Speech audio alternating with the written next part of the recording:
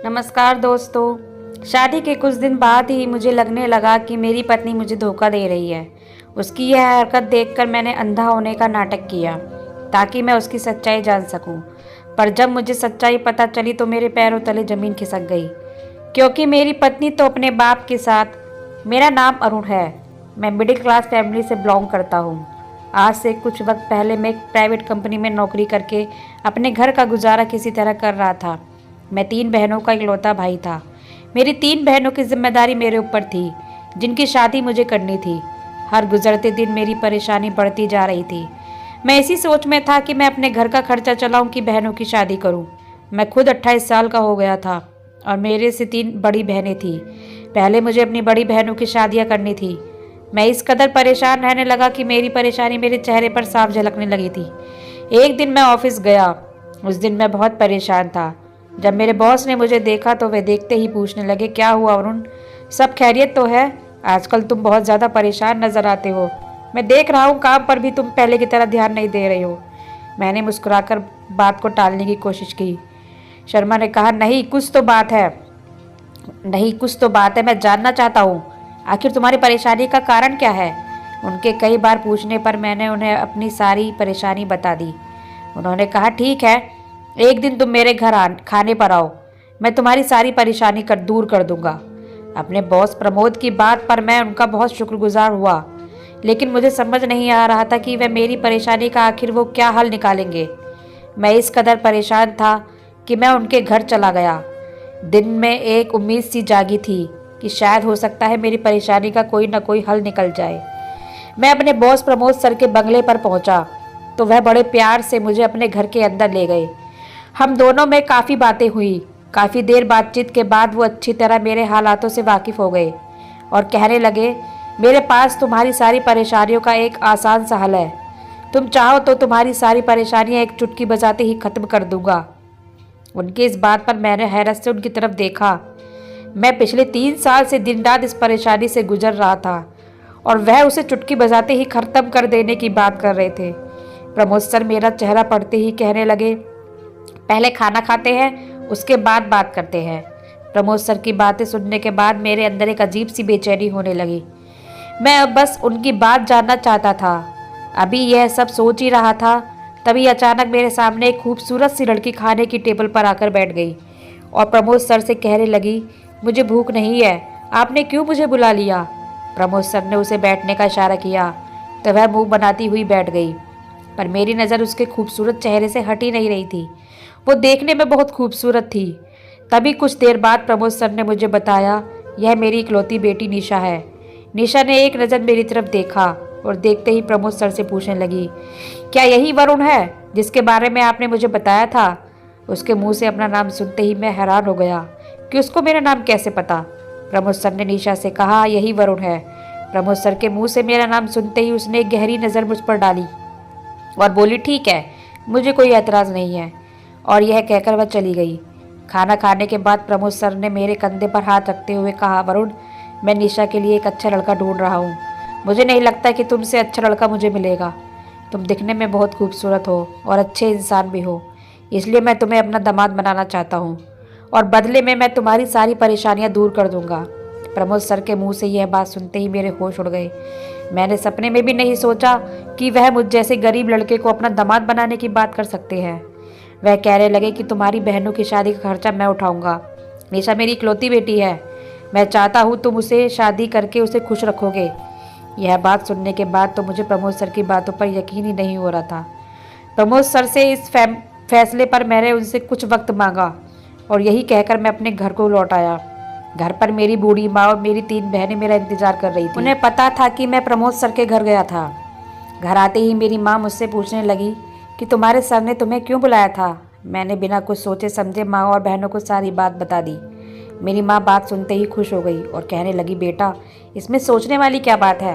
उनकी बेटी निशा देखने में भी बहुत खूबसूरत है और बदले में वह हमारी घर की सारी परेशानियाँ भी दूर कर देंगे। मेरी बेटी की अच्छी से अच्छी शादी करवा देंगे और हमें क्या चाहिए।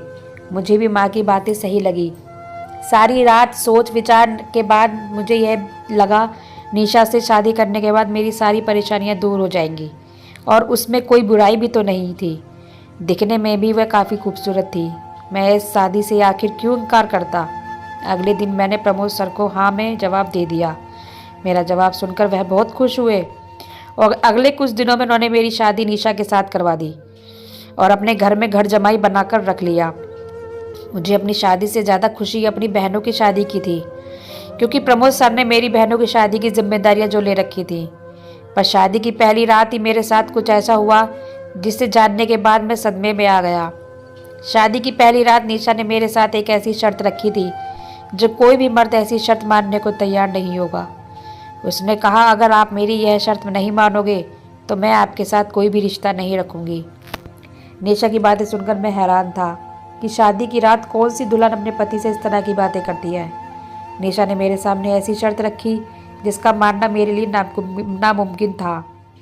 सारी रात इसी कहासुनी में निकल गई और सुबह हो गई।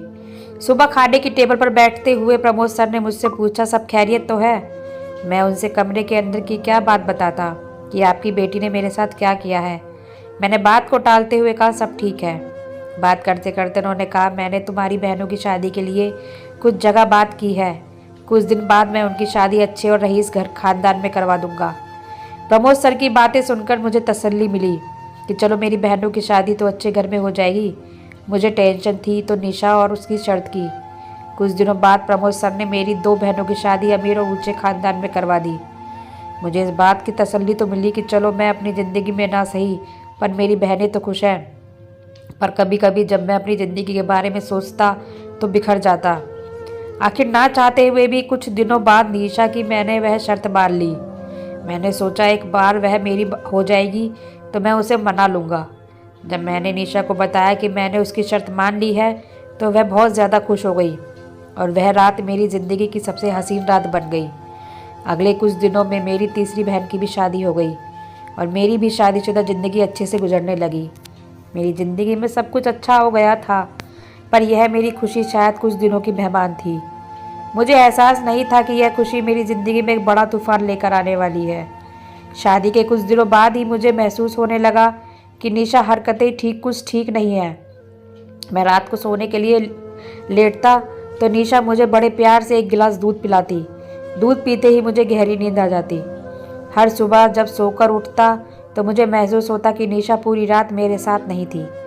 मेरे साथ ऐसा होता हुआ देखकर मुझे एहसास होने लगा कि निशा मुझसे कुछ ऐसा छुपा रही है जिससे मैं पूरी तरह बेखबर हूँ। मेरे कुछ दिन यूं ही गुजरते गए। एक बार मेरा छोटा सा एक्सीडेंट हो गया। एक्सीडेंट के बहाने मैंने जानबूझकर अंधा होने का नाटक किया, क्योंकि मैं निशा का वो राज जानना चाहता था कि आखिर वह मुझसे क्या छुपा रही है। और फिर जो राज मेरे सामने आया उसे देखकर तो मेरे पैरों तले ज़मीन खिसक गई। निशा को जब पता चला कि मैं अंधा हो गया हूँ तो वह मुझे दूध भी नींद की गोलियाँ मिलाकर नहीं देती थी और उसका दिया हुआ दूध पीने के बाद मुझे नींद भी नहीं आती थी। एक दिन वह मेरे लिए दूध लेकर आई। मैं दूध पीकर झूठा नाटक कर कर सो गया। उसे लगा कि मैं सो गया हूँ और जागता भी तो क्या फ़ायदा, उसे तो लगता था कि मैं अंधा हो गया हूँ। वह मुझे दूध देने के बाद अच्छे से सज संवर कर बाहर निकल गई। उसके कमरे से जाते ही मैं दबे पाँव उसके पीछे गया। मैंने देखा वह प्रमोद सर के कमरे में जा रही थी। मैं सोच में पड़ गया कि आखिर रात के इस वक्त वह अपने बाप के कमरे में क्या करने जा रही है। प्रमोद सर के कमरे में जाते ही उसने दरवाजे को बंद कर दिया। मुझे मजबूरन रोशनदान से देखना पड़ा, पर जब मैंने रोशनदान से झांककर कमरे के अंदर देखा तो कमरे के अंदर के मंजर ने तो मेरे होश उड़ा दिए, क्योंकि निशा और प्रमोद एक दूसरे से प्रेम भरी बातें कर रहे थे। भला कौन बाप अपनी बेटी से इस तरह की बातें करता है। कुछ देर बाद वह दोनों बातें करते करते ऐसी बात करने लगे जिसे सुनकर मैं सदमे में आ गया। प्रमोद सर निशा से उस शर्त के बारे में पूछ रहे थे जो शर्त पहली रात को निशा ने मेरे साथ रखी थी। इस बात का मुझे अंदाज़ा भी नहीं था कि प्रमोद सर को भी उस शर्त के बारे में पता। शादी की पहली रात को निशा ने मेरे सामने जो शर्त रखी थी वह यह थी कि वह जैसे ही प्रेग्नेंट होगी मैं उसे तलाक देकर उसकी ज़िंदगी से बहुत दूर चला जाऊंगा। मैं वह शर्त मानना तो नहीं चाहता था, पर मजबूरन मैंने वह शर्त मान ली। मुझे लगा था कि जब वह मेरी हो जाएगी तो मैं भी उसे प्यार से मना लूँगा, लेकिन इस बात का मुझे ज़रा भी अंदाज़ा नहीं था कि इसके पिता भी शर्त में शामिल हैं। बहुत देर से मैं उन दोनों की बातें सुन रहा था। मुझे उन दोनों की बातें अब बर्दाश्त नहीं हो रही थी। मैंने दरवाजे की कुंडी बजा दी। दरवाज़ा निशा ने खोला। मुझे दरवाजे पर खड़ा देख निशा हैरानगी से मुझे देखने लगी और मुझसे पूछा, तुम यहाँ पर क्या कर रहे हो? मैंने कहा, मुझे सब कुछ पता चल गया है कि तुम बाप बेटी में क्या खिचड़ी पक रही है। क्योंकि मैं अंधा नहीं हूँ, तुम्हारी हरकतें देखकर मैं जानबूझकर अंधा होने का नाटक कर रहा था। अभी मैं यह सब कह ही रहा था, तभी पीछे से प्रमोद सर आए और कहने लगे, चलो अच्छा हुआ तो मैं सच्चाई तुम्हें पता चल गई, और वैसे भी अब तुम्हें सच बताने का वक्त आ ही गया था, क्योंकि निशा प्रेग्नेंट है। शर्त के मुताबिक अब तुम्हें निशा को तलाक देना होगा। मैंने गुस्से से कहा, मैं कुछ ऐसा नहीं करने वाला हूँ। मेरे इस बात पर प्रमोद सर ने कहा, अगर तुम ऐसा नहीं करोगे तो तुम्हारी तीनों बहनों की शादी मैं तुड़वा दूंगा। और एक सच और भी मैं तुम्हें बता देता हूँ, निशा मेरी बेटी नहीं बल्कि मेरी पत्नी है। मैं बाप नहीं बन सकता था। निशा किसी दूसरे बच्चे को गोद में लेना नहीं चाहती थी, उसने अपना बच्चा चाहिए था। इसलिए हमने तुम्हारी मजबूरी का फ़ायदा उठाते हुए उसकी शादी तुमसे करवा दी। इसलिए निशा ने पहली रात को तुम्हारे सामने वह शर्त रखी थी कि जैसे ही वह प्रेग्नेंट होगी तो तुम्हें तलाक देकर उसे छोड़कर बहुत दूर चले जाओगे। प्रमोद सर और निशा का सच जानकर मुझे बहुत ही धक्का लगा, पर मजबूरन मुझे निशा को तलाक देना पड़ा, क्योंकि अगर मैं ऐसा नहीं करता तो प्रमोद सर मेरी तीनों बहनों की शादी तुड़वा देते। अपनी बहनों की खातिर मुझे यह कुर्बानी देनी पड़ी। पर कहते हैं ना, जो दूसरों के साथ गलत करता है वह भी कभी खुश नहीं रहता। प्रमोद सर और निशा के साथ भी कुछ ऐसा ही हुआ। निशा ने एक मरे हुए बच्चे को जन्म दिया। निशा की कोख से एक मरा बच्चा पैदा हुआ। निशा और प्रमोद सर ने मुझे धोखा तो दिया, पर वो लोग भी अपनी ज़िंदगी में खुश नहीं थे। इसलिए कहते हैं कि अपनी खुशी के लिए किसी की मजबूरी का फ़ायदा नहीं उठाना चाहिए। तो फ्रेंड्स, कहानी आपको कैसी लगी कमेंट्स बॉक्स में ज़रूर बताइएगा। कहानी को लाइक व शेयर ज़रूर कीजिएगा, और चैनल पे नए हैं तो सब्सक्राइब कीजिएगा। कहानी सुनने के लिए धन्यवाद।